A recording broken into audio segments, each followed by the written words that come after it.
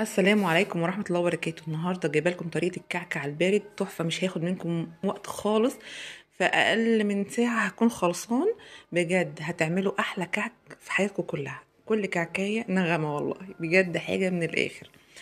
ان شاء الله هنبدا مع بعض المقادير. بصوا يا جماعه، معايا كيلو من الدقيق. عايزين تستخدموا سنبله الفرات الضحى براحتكم، اي نوع من متخصص في ريحه في الكعك والبسكوت تمام.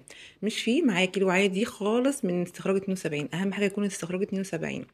معايا معلقه كبيره من ريحه الكعك، ومعلقه كبيره من البيكنج باودر، وربع كوبايه سكر بودره، ومعانا 550 جرام من السمنه البلدي، سمنه عاديه ميكس بين الاتنين مفيش مشكله. وممكن تحطوا سمسم او ما تحبوش براحتكم. لو عايزين تحطوا سمسم حطوا 3 معالق كبيره من الاكل سمسم.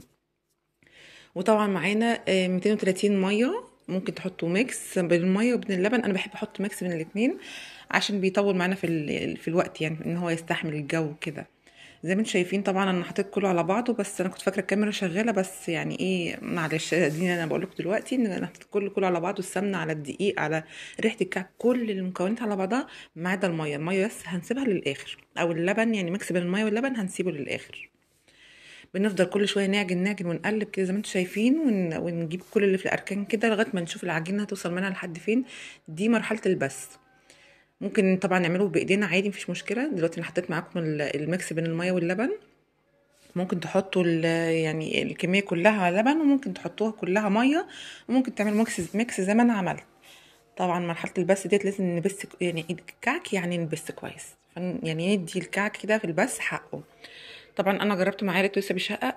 طبعا كنت لسه حطيت كل كميه الميه على بعضها، بس دلوقتي انا حطيتها كلها.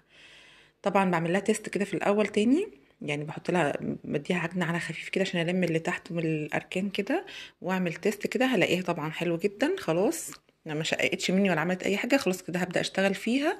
هجيب كده الصاج بتاعي وابدا اشتغل فيها. زي ما انتم شايفين كده سهله جدا.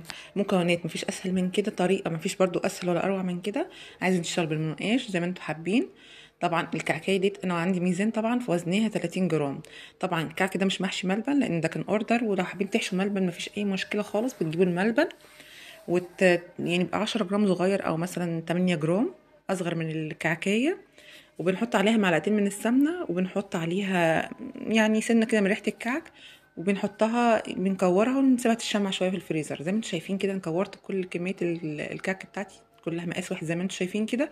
بالبصامه ببدا اشتغل فيها. حابين تعملوا بقى بال يعني بالبصامه اوكي مفيش مشكله. عايزين تعملوا سوري، عايزين تعملوا بالمنقاش بيبقى جميل جدا. بس طبعا المنقاش ده عايز قعده ولمه وطولة بال يا جماعه. انا طبعا شغاله من بيتي، بشتغل في النواعم بقالي سنين، فطبعا دي خبره بقى، خبره سنين. فانا بقول لكم يعني مكونات مفيش اسهل من كده. طبعا انا بوريكم بشغل المنقاش، هو فعلا بياخد وقت، بس طبعا ولا اروع من كده يعني، خطير بجد. بس طبعا البصمه بتاثر عليا الوقت. زي ما انتم شايفين الاتنين اجمل منهم مفيش، وتحفه جدا حكايه. شكلهم حلو جدا. البصمه يعني لونها ظاهر، والكعك طبعا احلى من البصمه، بس طبعا عشان انا شغاله لوحدي فما فيش وقت ان انا اعمل بقى بالمنقاش وكده. حابين انتوا اشتغلوا كده كعك على البارد، انما ايه، عظمه بجد، حاجه خطيره. شايفين الجمال والروعه، حاجه كده ملهاش حل. هتجربوه باذن الله، وانا متاكده ان هو هيعجبكم، لان هو عجب كل اللي دقوه من عندي. كل زبايني دقوه وعجبهم جدا، وانا بعمله من سنين يعني، مش هغيره ابدا. طبعا دي يعني معتمده. زي ما انتم شايفين كده الجواهر مش الكعك، حاجه كده ملهاش حل. طبعا اتمنى منكم بقى الفيديو يكون عجبكم، واتمنى ان انتوا تدعموني وتشتركوا في القناه اللي لسه ما اشتركش، وتفعلوا زر الجرس. وكل سنه وانتم طيبين.